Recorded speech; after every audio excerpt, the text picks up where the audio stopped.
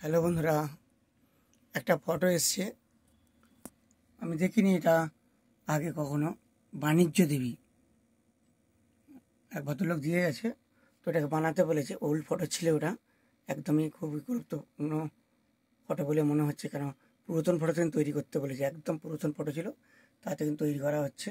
সঙ্গে সঙ্গে তৈরি করে এটাকে প্রিন্ট করে বড় মোটামুটি যেমন হয় 10-12 কি যাও তৈরি করে নিয়ে ওটাকে ডাইরেক্ট প্রিন্ট করে ল্যামিনেশন করে ডাইরেক্ট বাঁধানো হবে।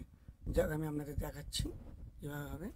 এই যেটা হয়ে গেছে, এবার প্রিন্ট দেবো।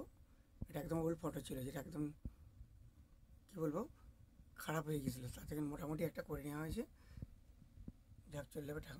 ঠাকুরটার নাম হচ্ছে বাণিজ্য দেবী। যাক, এটা প্রিন্ট বেরোলো, এখানটা হয়ে এখানে প্রিন্টও বেরোলো। প্রিন্ট বেরিয়ে যাওয়ার পর এটাকে ল্যামিনেশন হবে, ল্যামিনেশন করে এটাকে বাঁধানো হবে। যাক, এটাকে ল্যামিনেশন করা হচ্ছে।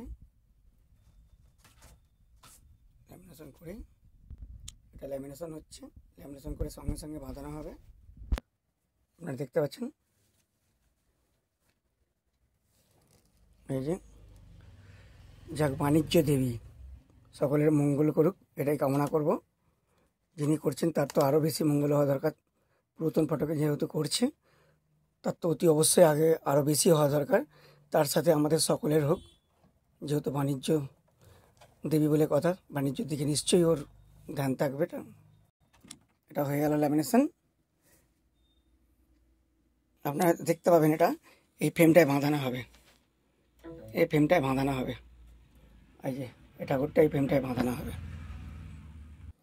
যাক, বাঁধানো হচ্ছে এই ফ্রেমটায়। এই যে এরকম হবে, দেখি বুঝতে পারছেন কেমন হয়েছে। এই যে